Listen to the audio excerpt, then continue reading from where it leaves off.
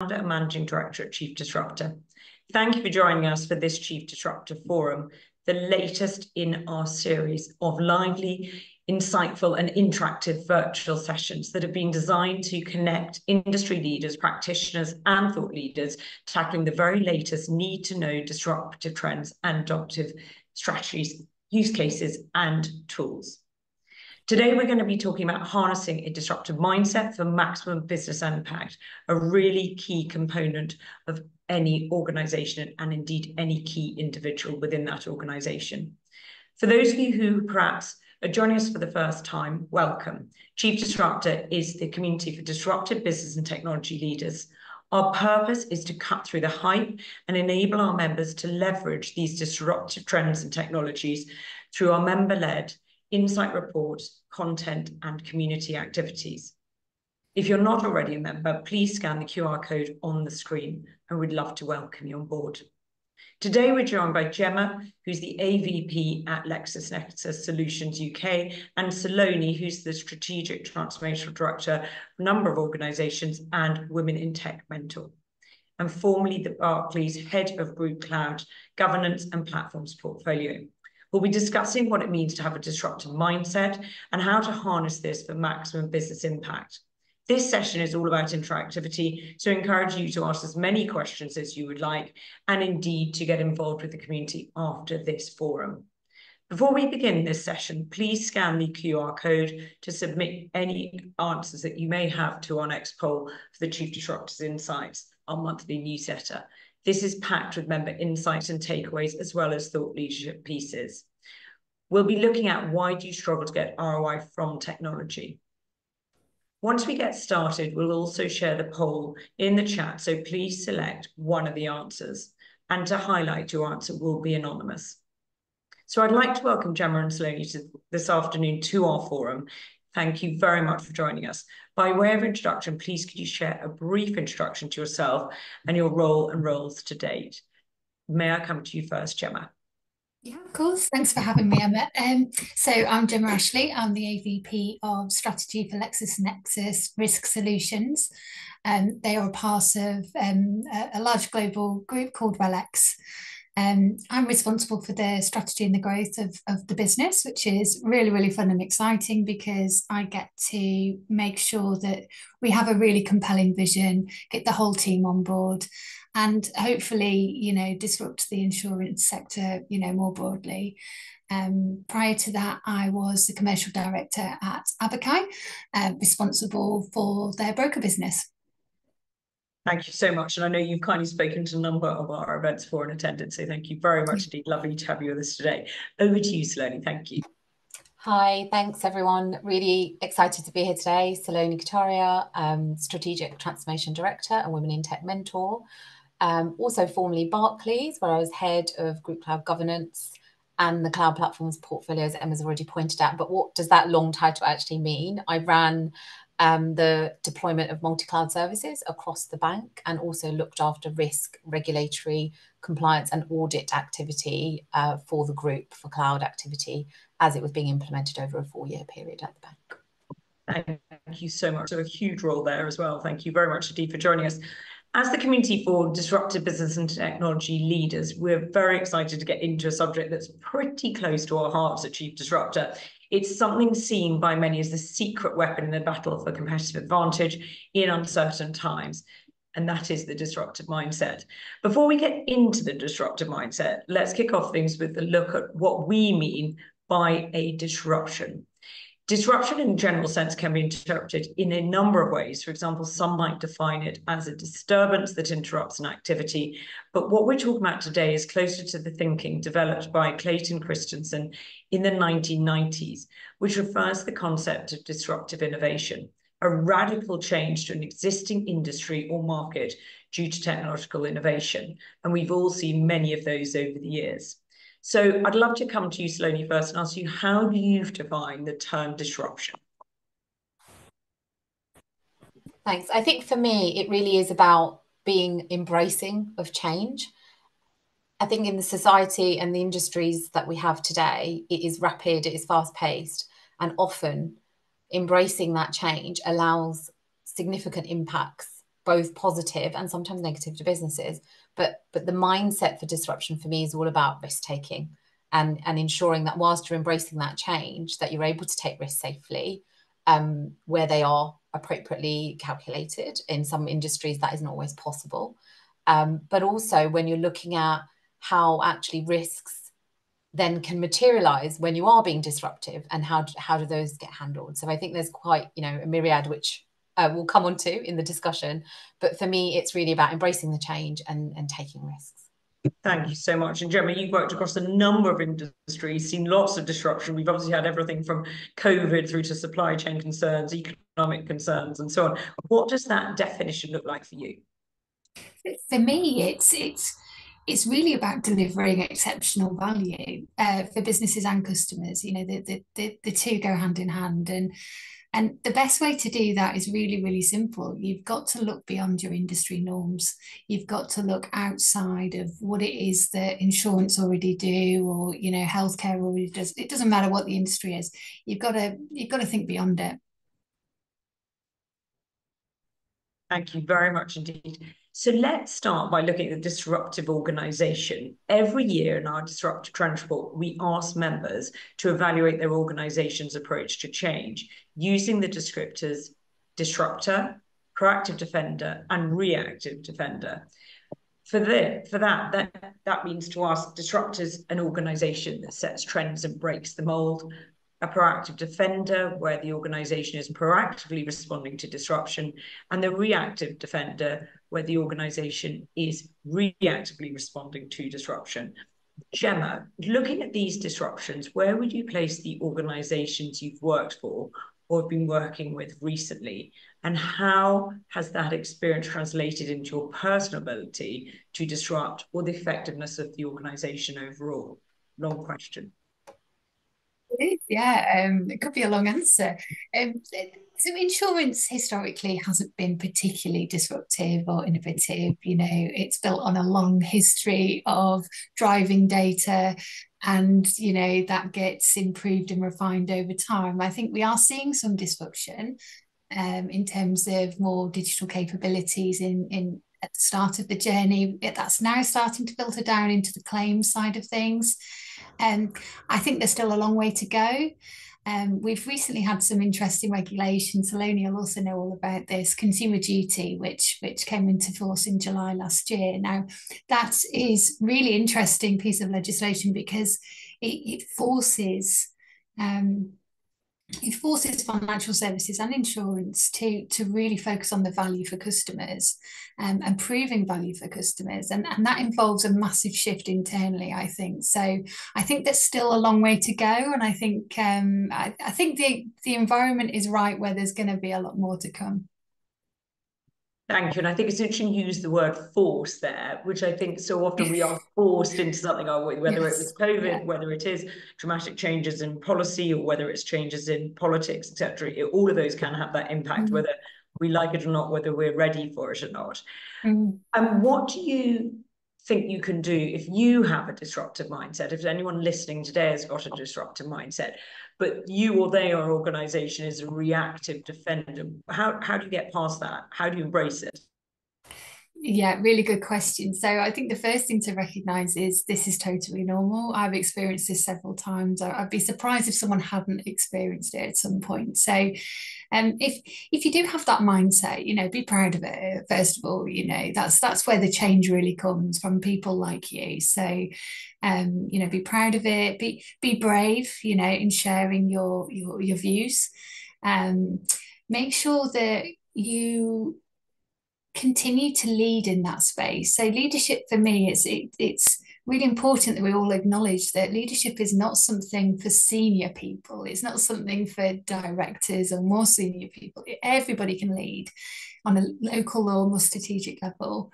And I think if you know your subject area, if you know the stakeholders that you've got at play, and you've got facts, you've got evidence, you've got a really positive outlook to it, it does become quite infectious. So, don't lose heart, don't lose patience. And if you do find yourself running out of a bit of steam and you think, oh, I just don't feel like my ideas are landing, look at your network, look at mentoring, look at where you can get some ideas and some energy back too. So, I think the mindset generally is a really positive thing for businesses and customers, and just keep going. I think that's absolutely right. Saloni, you obviously work with mentor programs and so on. What kind of things are you saying to those that you mentor? I think it's really about being open to different ideas, both in the workplaces that those early careers colleagues are entering versus the way in which the culture for those workplaces currently operates. And actually, having fresh talent, specifically at the entry level, brings a level of disruption anyway, because they are going to be asking questions and trying to understand why things are done in a certain way. So there might be existing processes that they're querying, and I've had experience of this, and often you find, because you've been there for a little bit longer than new people have entered the organization, you do get blindsided or you have blind spots. And it's amazing when someone says, actually, why do we do it like that? And then you actually can take a step back and say, actually, there are better opportunities to improve this process or automate or, use different reporting mechanisms. So I think having the new and early talent is really, really valuable. So that my advice to the people that I mentor is always be really brave and ask the questions, because that allows you to learn more, but also allows the organization that you're entering to learn from you. Yeah, brilliant. Thank you. And I think we've taken away some key things there, haven't we? The bravery, that infectious nature that you can have from that positive mindset and really asking the questions. I think, otherwise we just continue as normal when actually we need to understand. And we sometimes just do things because we're told to, rather than actually because we really wonder why we're doing them. Thank you. That's been great. So, Jemma, when we think of disruption, we often associate that term with disruptive technologies. Yeah. How important has technology been to disruption in the organizations that you've worked at? Interesting question. I mean, for me, I'm not the tech expert, right? But I do understand how tech can be a really incredible enabler for doing things differently, doing things better, doing things quicker. So tech is a really important ingredient, but it's not the only ingredient for me. Culture, leadership, strategy, talent, all of those things really need to come together to create the perfect environment for that to really kind of flourish. I mean, some examples from organizations I've worked for is that actually, I think the most like creative solutions have not necessarily been from tech. Tech hasn't held us back, but it's actually been from the talent. It's actually been from, getting some really good minds together in a room and giving them the freedom to explore how to change, the way that problem might be solved. So tech is definitely important, and where tech is going, it will continue to be, but it's not the only factor.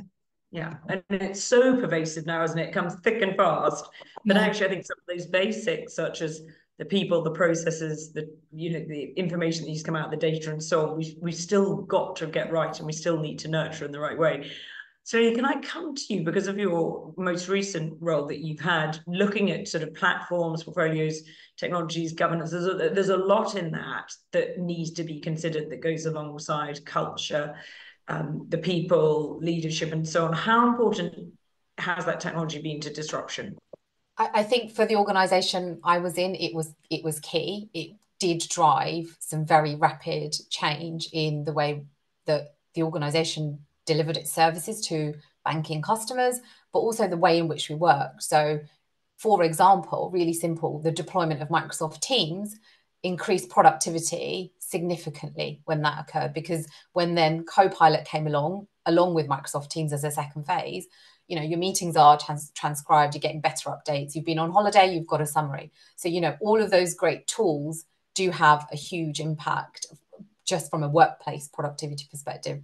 Then when we're looking at technology for customers and the services we're providing, I think, again, significant improvements in the way services are delivered, mobile banking, on-demand services, mortgage applications being approved within minutes versus hours.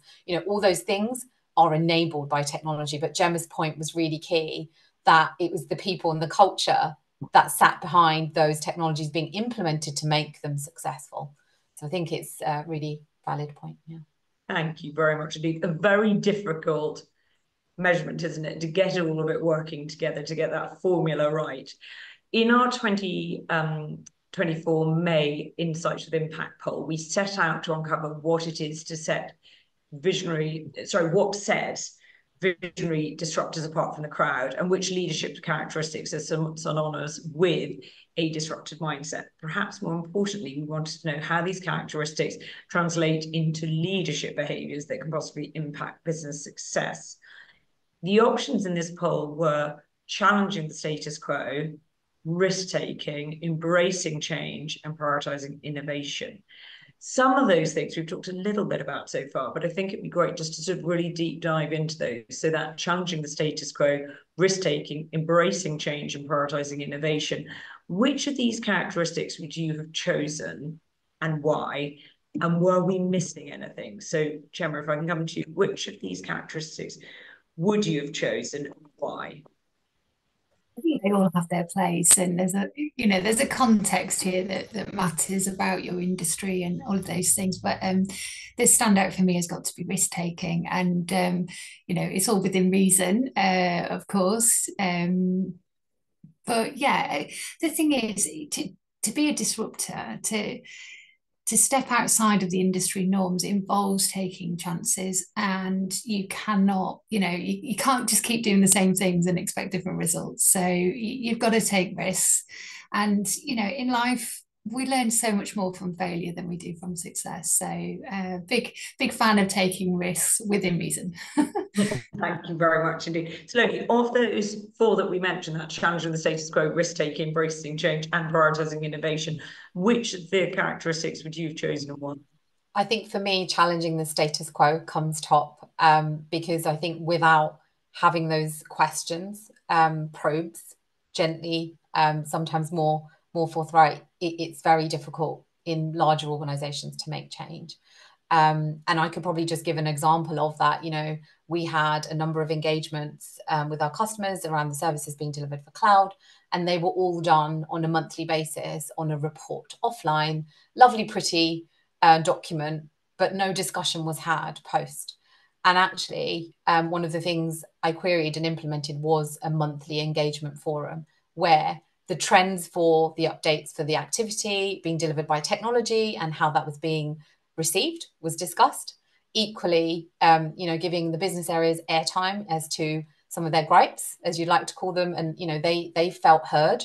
And what that led to is actually a closer relationship and better understanding of actually how technology is delivering services for the business. So, and that sounds really simple and obvious, but it wasn't being done at the time, and that had huge impact. Yeah.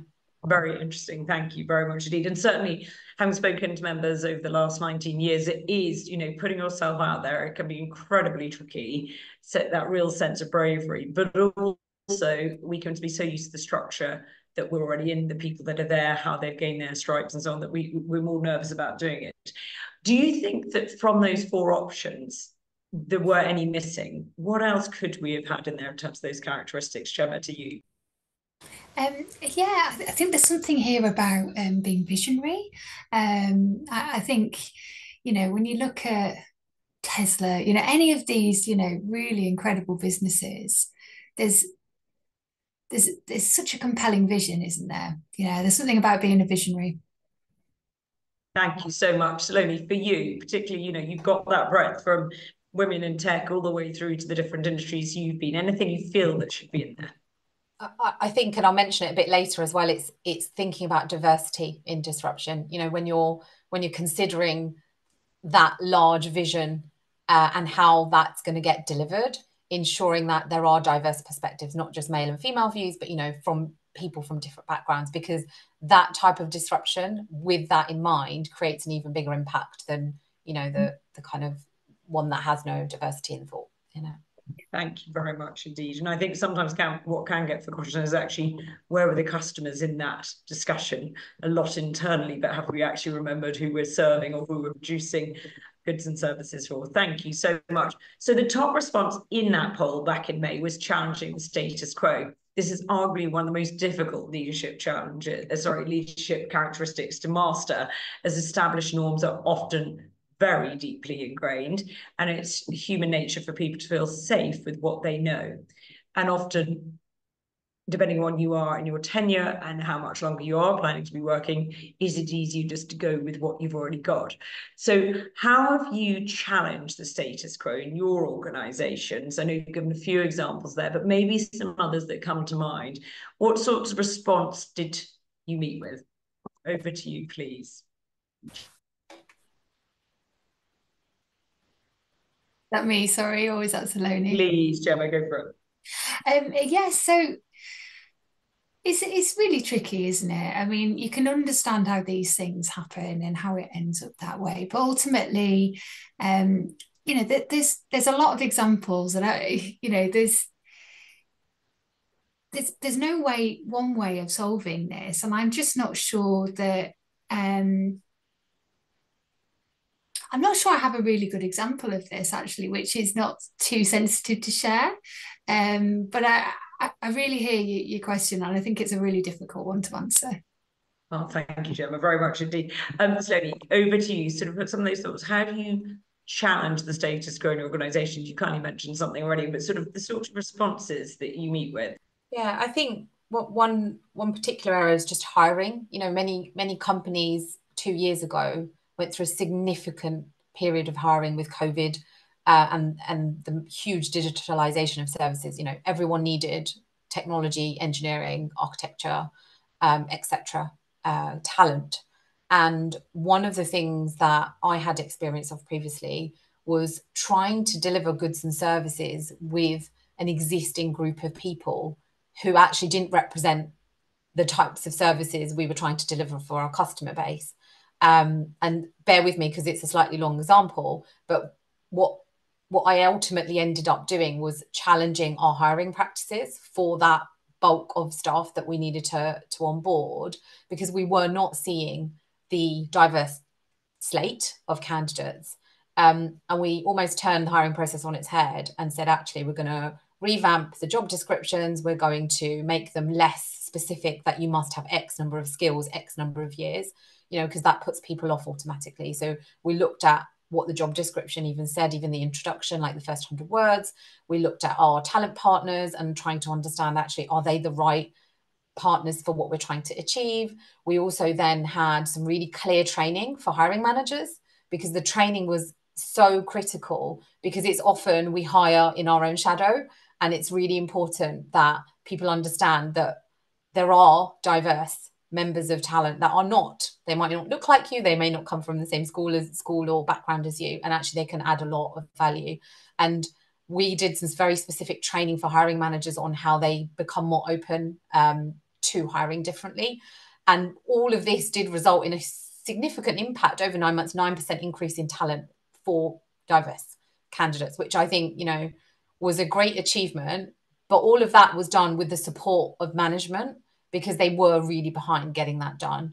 And actually what ultimately happened, because the function I was in did that really well, it then was seen as a case study to say this is actually possible in an engineering technical set of candidate hiring, whereas before it was seen as, oh, we don't think it's possible, we can't find the right talent. So it was difficult to get through those initial stages, but as soon as we started to see the impact of that, and that, you know, we could find really great people, that then became a case study, and the processes that we used then we reused for fantastic. And I think again and again we see one of the major challenges actually to make these changes is on that talent, on those skills. Massive deficit across all technologies in terms of those skill sets that we require, along with them being ideally risk takers, but safely risk takers, that they can be supported, you know, bottom up, top down as well when they need to be. So thank you very much indeed.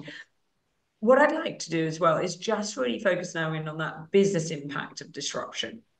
So in our 2024 Disruptive Trends report, we saw that members who define themselves as disruptors were less likely to report resistance to change. risk-averse culture and speed of decision-making as factors preventing business transformation than proactive and reactive defenders. They were also likely to put their customer or growth at the centre of their business transformation efforts and to rate their top priority for carrying out business transformation as reinventing the customer experience. So this won't surprise you, as you know that I know that you've been addressing or reaching out to address customer needs before they're even aware of them. And that was a key to disruption in your time at previous organisations. Can you just sort of maybe build a little bit on that? I think we've talked a little bit about the customer, haven't we? But not necessarily that reinvention and how much the impact has been in terms of business transformation. You've kind of shown or talked about some of that benefit when it comes to talent. Have you got more examples when it comes to reinventing that customer experience more broadly and the business transformation impact? Yeah, absolutely. I think putting the customer at the heart of technology service delivery or implementation is really key. And it's, you know, it's a term we hear all the time, but what does it really mean? We have, you know, a number of organizational units within a large organization, for example, that represent the business, but they might not be the business themselves, who are the end user. So then you almost get you know, some sort of Chinese whispers at times when you think you've heard actually what the requirements are, and actually it further down the line, closer to the customer, that changes. At enterprise level, that often happens. So that value stream mapping was something that was really key in some of the services we delivered. So we could see where value was being derived from the technology that was being implemented. We could see the waste also in that value stream mapping, where processes were not of value. And then we would use focus groups after doing the value stream mapping with the business to understand, actually, does this look right? Is this how you're expected to use the product? Where else do we need to consider? And actually, they found it really insightful, and I mean they being the business teams, because they could see the end-to-end view of how their technology is actually delivered. But they also were able to say, actually, this is waste for us. We don't need these steps. Can you please consider how they could be automated or removed? So again, it's bringing the two teams closer together. But the value stream mapping exercises that were done at the time, they gave us the most impact. And that's interesting, isn't it? That word value, I think quite often we sort of go through the motions there, really looking at the value and at the customer. So that's been really helpful. Thank you. Gemma, how have you seen your disruptive mindset or the mindset of others impact in tangible ways in your organizations? And also just more broadly, so just to go over that again, so have you seen your disruptive mindset or the mindset of others impact in tangible ways, both now and at previous organizations? Yeah, good question. I mean, I think I tend to be quite an enthusiastic leader, which I think for some people that maybe, you know, they're quite warm to that. That encourages them to kind of open up a little bit. Others kind of feel a bit curious or potentially suspicious. So I think as a leader, I really try to create a space where the whole business feels that I'm an approachable, open-minded person, and actually try and create that kind of environment where there's that relationship and trust, where you can have those conversations. And by doing that, I think the reality is, I think most people have lots of ideas about things in work, how to solve problems differently, how to do things better. It's really about creating that trust where they feel that that's going to be heard, acknowledged, and something changed about it. So that's something that I've really noticed about some of the teams that I've worked with, is if I can just try and be aware of the environment that I'm creating, it kind of can come from, it can grow all by itself. And they do talk about it being infectious, don't they? So if someone smiles, you keep smiling, and so, you know, exactly. Times, you know, it's something that we really need to look at, and it makes almost the sides of your face hurt because you smile so much. But that is a great place to be. We burn more energy, I think, don't we, in a smile than in. So to borrow a quote from one of our members in the 2024 Disruptive Trends survey, it's important to focus on behaviour change because behaviours are visible, whereas mindset is not. In practice, how have you created a culture of disruption in your teams that has brought business benefit? And how should we leaders build and sustain a movement for disruption in their organizations? And I think that's the real challenge, isn't it? You can create it, but actually, how do you then sustain it? So two questions to both of you. How do you create a culture of disruption in your teams to make that business benefit, but also how do you build and sustain a movement for disruption? So over to you, please, Saloni. I think creating it is difficult, especially when there are team members who have different viewpoints that might not be on board with disruption and they like the status quo and continuing. So I think that is one stream, just to consider the audience and understand actually where are my team members or my broader teams or my stakeholders and above, where are they at, and understanding kind of the current state, and then looking at small wins, then larger wins. So, I gave some examples of some quite impactful wins, but there are really small things you can do to bring people on the journey to say, actually, doing things differently does help, and here's how we can make that happen. So the small steps then lead to bigger steps, which lead to the significant impact.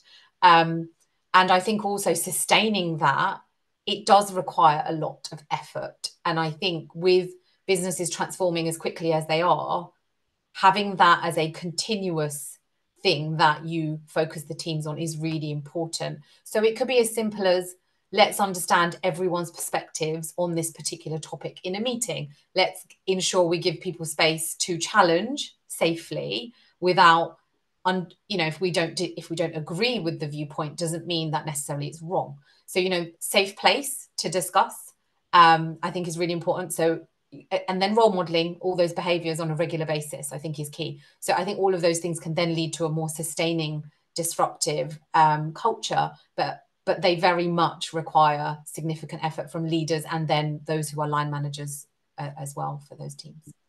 Thank you so much. Jemma, how do we get it right? How do we sustain it? Well, that's the thing. I don't think there's one way of getting it right. I think actually each leader will do things slightly differently, and the situation they're in is different again. So it's really about making a conscious effort to read the room and to make adjustments where you need to create the right environment. Now, I totally agree with Saloni that creating it from the get-go does require thought, effort. It does need to come from the top down. I think it can be really really challenging if you've got kind of silos all operating with very different cultures or different leadership, completely. So, top down is really helpful, making sure that it is a strategic priority that we, as a business, be bold about saying we want to be disruptive, we want to be innovative. We want to be leaders in this space, and then making sure that goes all the way down. And ideally, there is a mixture of kind of formal and informal ways that you can interact with the whole business. I think informal for me is really about those one-on-one conversations, that 5-minute chat after you feel like there was an opportunity to maybe think a bit bigger, but they didn't. And, just picking up with things there and then. Something that I've done in the past is customer forums, actually, so that it's not about the business at all, right? We are literally just going to talk about that customer journey, that customer value stream, and try and get everyone to think about our problems differently. So instead of, oh, but we can't do it that way, or, oh, we've never done it that way, it becomes, that's really terrible for the customer. What can we do? It's a bit more of an optimistic starting point. So it's about trying to get the balance right of all of those things, really.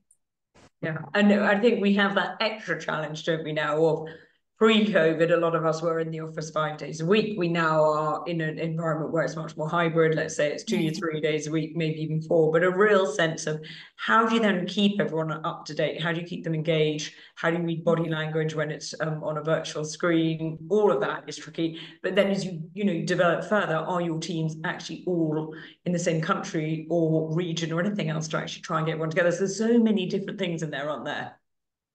Yeah, totally agree. Difficult to get it right.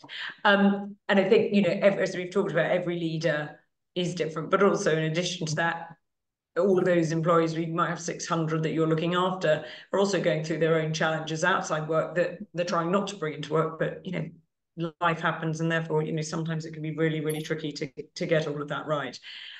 Who are the most successful disruptors today, and what can we learn from them about how to lead. Saloni, who do you think those successful disruptors are? I think my favorite example is Netflix. You know, we expect services on demand today as if it's just like switching on your TV in the morning and you can get whatever you want. And our children expect it too. For example, my 6-year-old was not wanting to wait for an episode of anything to come to the next stage. And she was like, where's the remote? I need to click it now. And it just shows the environment we're in today. So I think Netflix, way back when, were challenged with actually how do we deliver this service in a way that our customers are now expecting it. And that was a long time ago. They started with mail order DVDs, and Blockbuster at the time denied their offer an idea. And look where they are now. So I think for me, a complete disruption in the way video services are delivered. And there's a lot to learn in how they are now embracing the next phase of entertainment and how that is delivered. So for me, I think great idea, really rapidly executed, and it's a global environment, and people rely on it so easily now, and it's always available. So I think entertainment on demand is a significant disruption. Yeah, I totally agree. Jemma, your thoughts on those leaders? Yeah, I mean, there's a lot of examples. You've got Apple and Tesla, you know, they're iconic, really. But I think the most pertinent example right now is probably the likes of Revolut and Monzo. You know, when I talked earlier about looking beyond your industry, you know, they did not look at the industry at all. You know, they looked at the customers. They looked at how customers like to buy other products, how the ecosystem of purchasing, you know, was becoming more and more popular, and people want an easy, you know, an incredibly easy journey, and how simple they've made banking. And it's brilliant. You know, we don't have the equivalent in insurance, you know, maybe we will. But I think they've set a really high bar for what disruption really is, you know, just going above and beyond and not looking at what the competitors are doing, setting your own standards. And then you look at some of those rising stars that came from those very iconic, you know, 300-year-old organizations that just said, it's not moving fast enough for me where I am. Yes, it's got the brand name. Yes, it's got the recognition. Yes, it's got all the security backups and so on. But I want to take that risk, and I'm not getting it where I am. I want the speed, and I want the change. Really interesting, isn't it? And we look across, you know, years and years now of all of those changes across industry and what they've achieved. It's been absolutely incredible. Saloni, I know you spoke to Caroline, our Director of Research and Strategic Development, and you talked about that need for a new way of designing for diversity. I know you mentioned a little bit, but it'd be great to sort of delve into that more. And that designing for diversity, whether it's designing for the diversity of the team or with the customer in mind. Can you share a little bit more about that and the importance of the service mindset and design thinking to enable practical implementation of the disruptive mindset, please? Sure. I think two things come to mind for that particular. So let's start with the team. So I spoke a little bit about diverse teams and how they actually support disruption and innovation. And why is that? You know, so someone from a background of a non-traditional, you know, like has not been to university, has not done the traditional route through schooling, but has had significant experience in the workplace, brings a huge wealth of information. That, coupled with really experienced people who have had more traditional routes, brings innovative ideas. They also then represent some of the customers you are delivering goods and services to.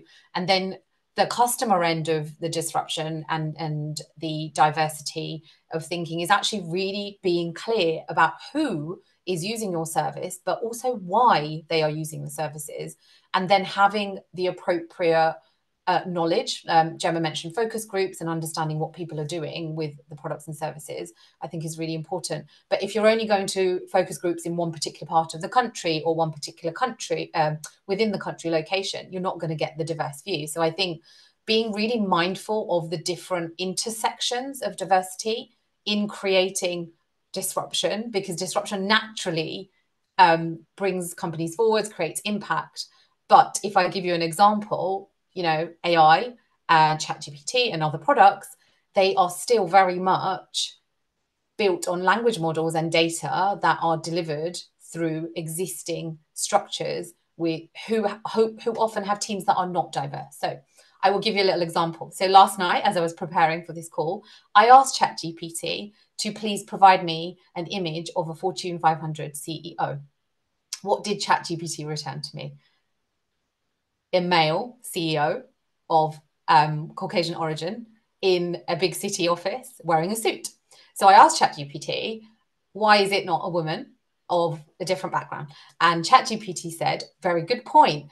The prompt wasn't telling me I needed to give a diverse view or a gender view, but I will take the feedback on board. So it just shows you, just a really simple real life example, that we have technology and services which are disrupting, but still require diverse teams to build those services, also still require diverse thinking to deliver them in a more impactful way.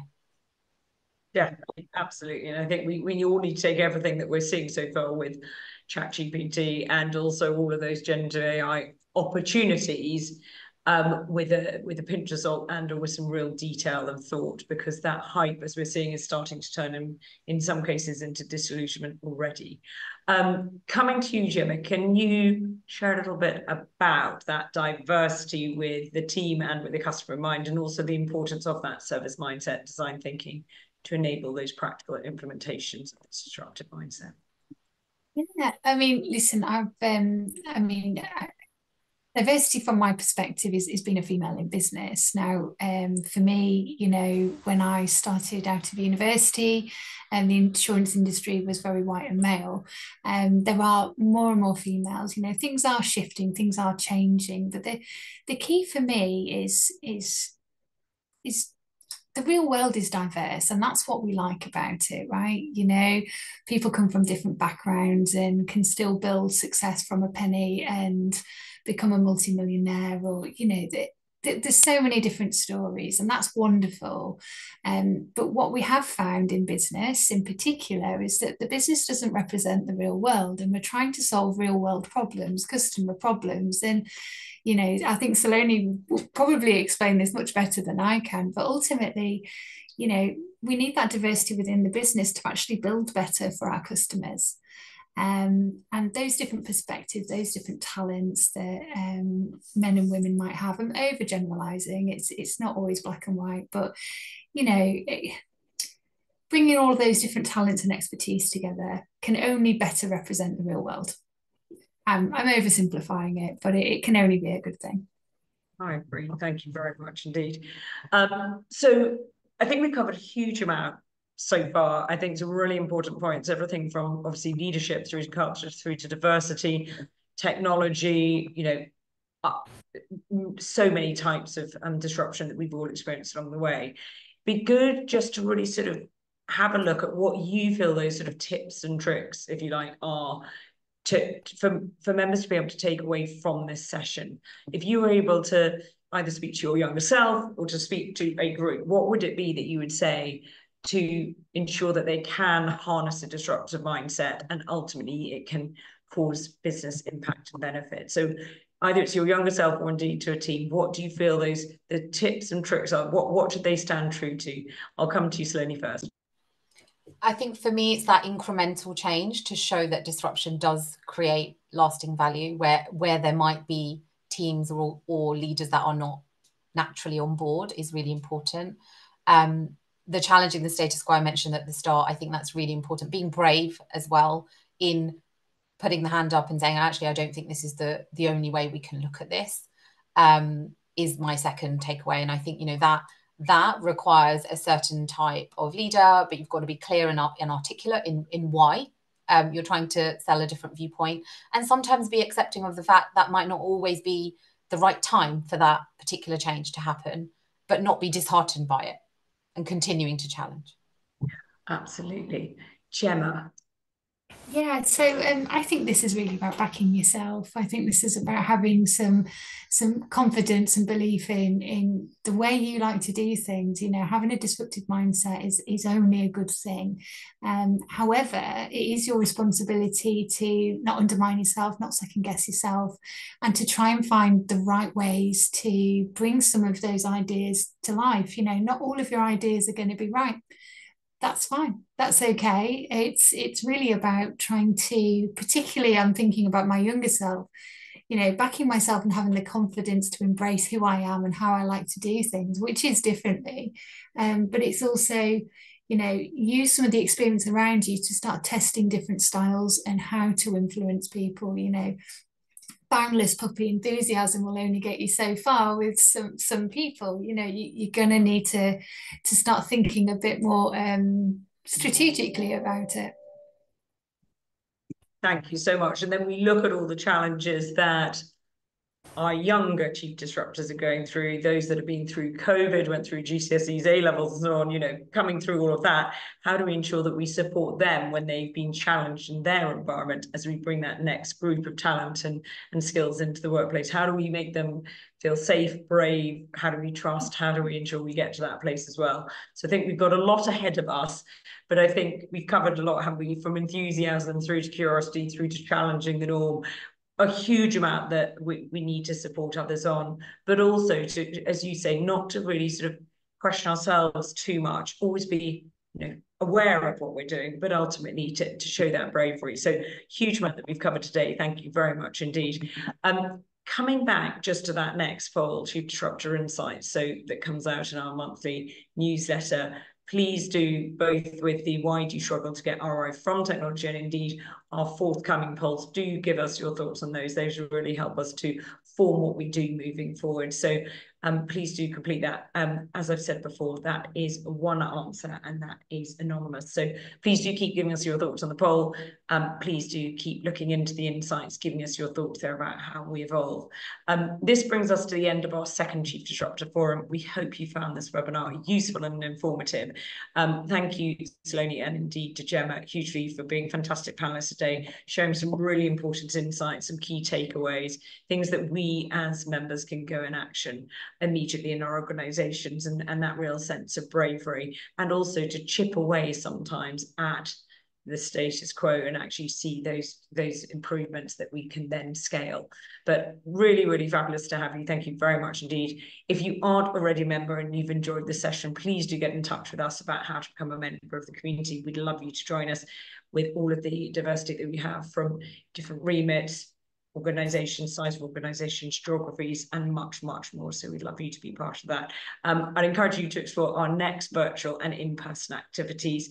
We've got a calendar all the way through to February of 2025 already, and we'll hopefully see you and your teams at our next interactive webinar, our forum on evaluating AI, cyber, and risk landscape on the 5th of September. So huge thank you again to Saloni and to Jemma and to the entire Chief Disruptor team, as always, and to all of our members. Thank you so much.